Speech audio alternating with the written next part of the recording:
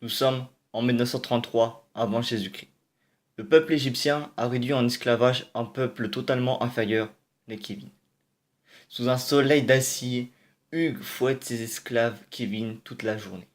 Comment le peuple égyptien a-t-il réduit les Kévin en esclavage? C'est très simple. Le pharaon Loïc a fouetté un Kévin et ce Kévin a pris du plaisir.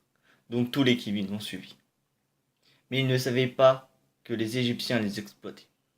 Mais un jour, Emmanuel trahit Loïc et libéra les Kévin. Pourquoi fait-il ça? Eh bien, il a vu dans le ciel, devant le soleil, un visage. C'était le prophète Kéké. Les Kévin suivaient leur messie, Emmanuel. Mais un problème survenait. Devant eux, la mer des Noirs. Pourquoi s'appelait-elle ainsi? C'est parce que les Égyptiens jetaient le corps des Kévin. Et comme les Kévin étaient noirs, la mer s'appelle donc la mer des Noirs. Mais c'est sans compter le Messie Emmanuel qui ouvrit la mer en deux.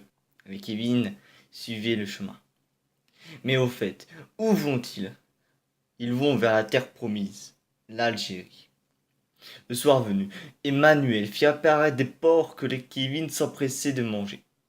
Pendant ce temps-là, Emmanuel monta sur le mont du Petit Noir, et là, il vit le Dieu, son seul Dieu, c'est Jean Kéké, le Dieu absolu de tous les Kévin. Jean Kéké fit descendre son fils Kéké pour apporter à Emmanuel les tables de la loi homo. Sur cette table étaient inscrits 10 commandements. Premier commandement, à combat, tu t'enfonceras.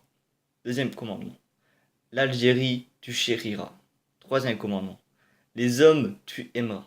Quatrième commandement, le style d'un roux noir, tu imiteras. Cinquième commandement, l'intelligence d'une bactérie, tu seras obligé de surpasser. Sixième commandement, le signe de Joule, tu feras. Septième commandement, ton prochain, tu suceras. Huitième commandement, vers la Mecque, tu prériras. Neuvième commandement, à mon fils Kéké, tu te soumettras. Dixième commandement, votre Dieu Jean Kéké, vous vous honorez. Emmanuel descendit de la colline avec le prophète afin de parler au peuple des Kévin de leur destinée. Il venait de créer la religion Kévin. Les Kévin s'asseyaient autour de Emmanuel et de Kéké afin d'écouter leurs paroles divines. Pendant leur périple, ils tombèrent sur un Tunisien.